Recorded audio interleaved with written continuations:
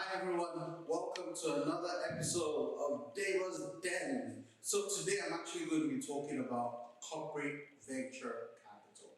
I'll explain this, I'll run through what it is, its impact, how it works, and the benefit to you.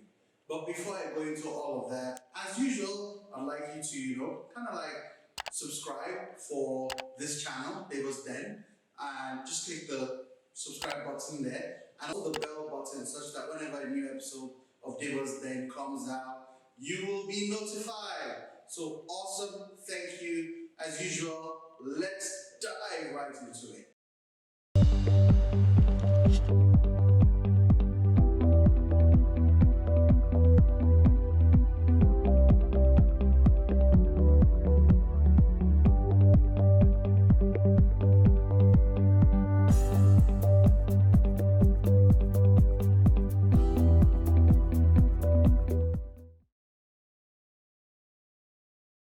So, as I said, I'm actually going to be talking about corporate venture capital or CVC. So, what does corporate venture capital mean? So, typically, you have many large organizations and many large corporates out there. So, you could have um, an example, say Kellogg's, the food manufacturing company, or if you're in Africa, one of the biggest African grown companies is a Dangote group. So companies like Dangote, companies like Kellogg, companies like Siemens, companies like Microsoft typically have what they call a venture capital arm. Now, here's why it's useful. So if you use the Kellogg example, what usually happens is that these big corporations look for ways that they can partner or that they can invest in startups. And it actually happens in several ways. So a corporate venture company like say Kellogg, what does Kellogg do? Kellogg makes cereal. So some of us already know, you have Kellogg's cornflakes, raisin, Rice Krispies, and several others. But the thing is, Kellogg is always looking for ways to continue to innovate, to continue to create new things, right? That's literally what they do. In the process, though, what usually happens is they see that maybe some startup has something innovative, maybe in the way that they make those cereals, or something innovative that helps Kellogg to actually develop and grow and do things better. And so what Kellogg can actually do is to talk to such startups and partner with them and innovate with them. The reality is many big corporates are like big elephants or big gorillas. They struggle to navigate and particularly even struggle to navigate in terms of their relationships with startups. Okay? So this is why today I'll actually be talking about corporate venture companies, corporate venture capital, how we can leverage all of this in Africa's startup ecosystem, and even talk to some of the large corporate organizations out there in terms of how they can interact with startups and how startups can actually interact with corporate venture capital or corporate venture organizations.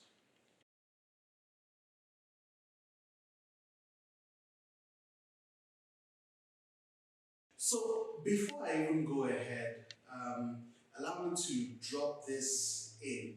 One of the books that I would recommend that you should read is a book called Gorillas Can Dance. And it's written by a friend of mine, Professor Shameen, who is with the CEIBS, the CEIBS.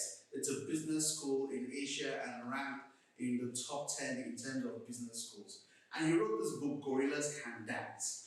And Gorillas Can Dance is a book that talks about how corporate organizations can actually work with startups to achieve specific goals, and vice versa, how startups can actually work with corporate organizations and actually achieve, a very good symbiotic relationship. So this is a book that I recommend you read. So let's go a bit into corporate venture capital. Now, I'll take it from two dimensions. If you're a startup, one of the things you want to do naturally, and this is what many people reach out to me for, particularly for Get Funded Africa, is how can I raise funds? Typically through venture capital, typically somebody investing in your organization and getting equity in return. However, something I have been saying a lot these days, I heard it from someone that I've been saying it a lot, is revenue is the best form of fundraising. If you're able to get revenue above and beyond your expenses, that entire profit margin from that accelerated revenue is fundraising in itself. Because basically you're going to use funds that maybe you would have gotten from investors to grow your business. So if you can get revenue, right, large chunks of it, to grow your business, that in itself is actually fundraising. Why do I say this? So essentially, as a startup, if you're able to partner with a large corporate organization and actually get revenue from that partnership or relationship with that corporate organization, you have actually fundraised. Now, corporate organizations, and these very big ones, there are multiple ways that you as a startup. So basically, one of the ways that we're going to look at things from a startup point of view as well as a corporate venture point of view.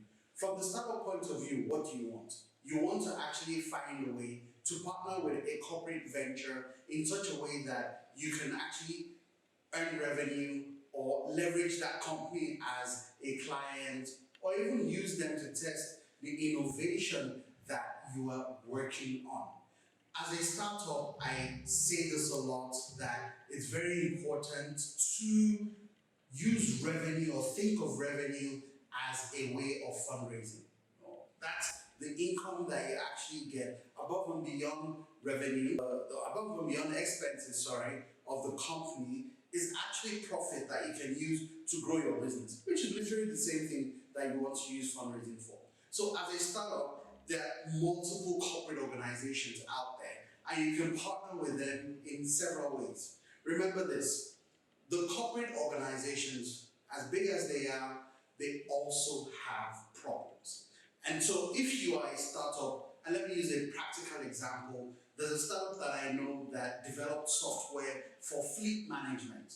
And there are several large industrial organizations that have to move their items from point A to point B. And so this startup, by working with several corporate venture organizations, was able to grow and scale its software business by working with corporates. So corporates are very, very useful to startups. And you know what?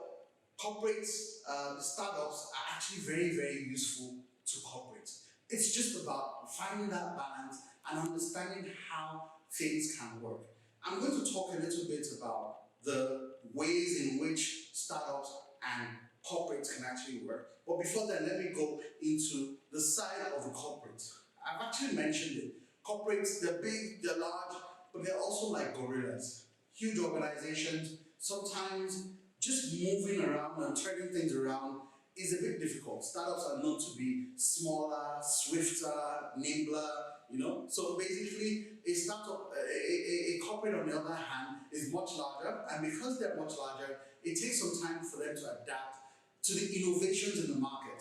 So those corporates can literally do several things with startups and actually take some of that innovation that a startup is able to offer and take it on board to get things working in the corporate organization.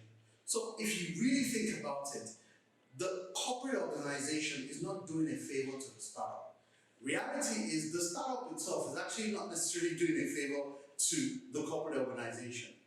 How do you find partnership and some level of organization or interaction between a large organization and a very tiny, typically for a startup, a small organization? It's about finding that right balance, finding the right people, finding the right advice, and getting these two to work together. This is important, particularly in Africa, because more and more, the startups that are growing and scaling very, very quickly, and there are more and more corporate organizations that are able to leverage some of these innovations to actually reach the market.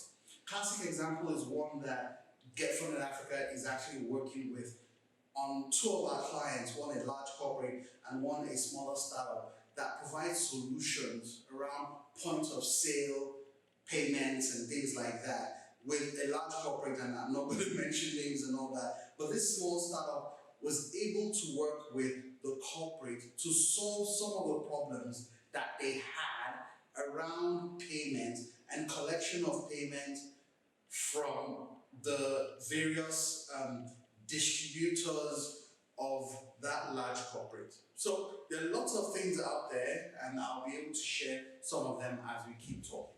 So up next are a few talking points of how corporates and startups can work together.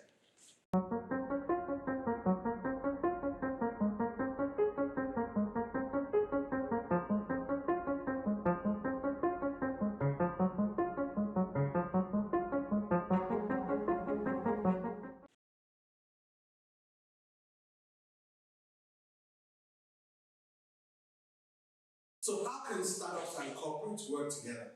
Generally speaking, and this is part of what Get Funded Africa does, we advise corporates on how to work with startups and actually connect startups as well with investors. Yes, it's one of the things that we do. What we typically do is to say, look, as a corporate, these two entities can work together in multiple ways. One way is for the corporate organization to actually invest in a startup. Classic example, Jumia today is listed on, in the US, it's listed in the US markets, and one of the early investors of Jumia was MTN. And so MTN, at the time, Jumia was still a relatively small startup. But MTN invested in Jumia because it realized that, hey, people who are shopping online and things like that will be using data to browse the product on this Jumia, the e-commerce store. And so MTN invested in the company with the expectation that, hey, more and more people would actually use data from the MTN network to browse on the Jumia platform. Eventually, MTN got, exited that investment, and they were able to reap some nice rewards from their early investment. And you have this same thing happening in many ways. So this example is just to show that, look, a corporate can literally invest in a startup, and that is one of the ways that they can partner. So that is specifically is more corporate venture capital. So that's one example.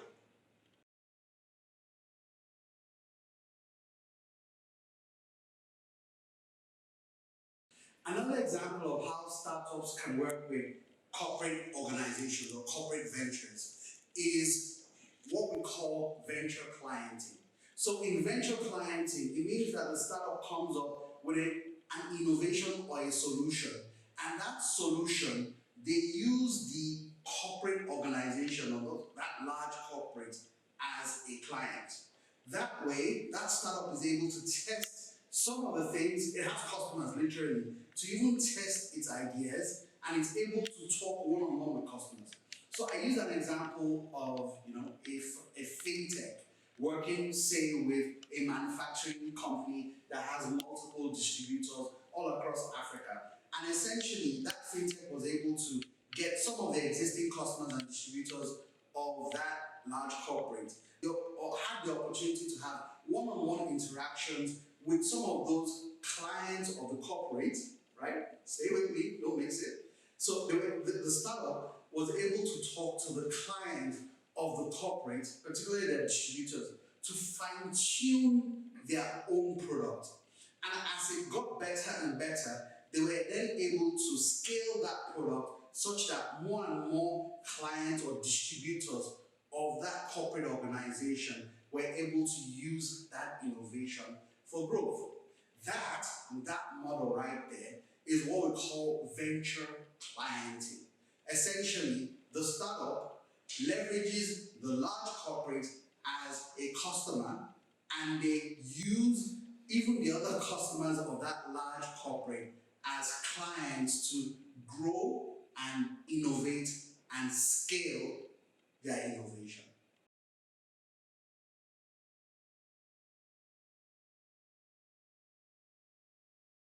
So broadly speaking, and there's several other ways, but this is not a theoretical session.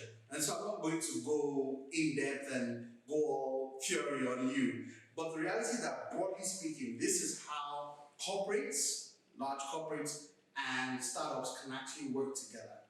Now, here's the thing. For some of the corporate organizations, what is required is a team of people within that corporate organization that can work with startups. So, what we usually advise for some of the corporates that approach us is how do we help them set up a corporate venture organization or unit within that large corporate that can then interact with startups. One very, very good example that I love as to even the impact of this startup and corporate mashup is Microsoft.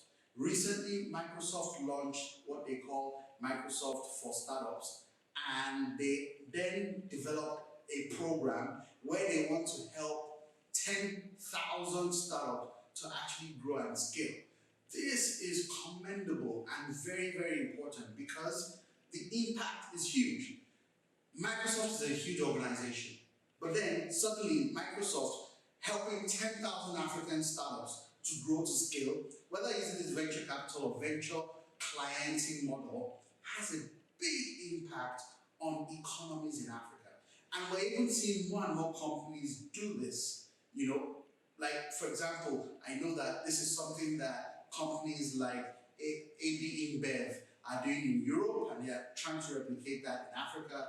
Coca-Cola, Unilever, Procter & Gamble. These are things that there are many opportunities for venture clienting to actually work on the African continent, and the impact is huge. Like, it's very, very big. So this is why corporate venture capital is important to the startup ecosystem in Africa and to the economies of Africa or the countries in Africa as a whole.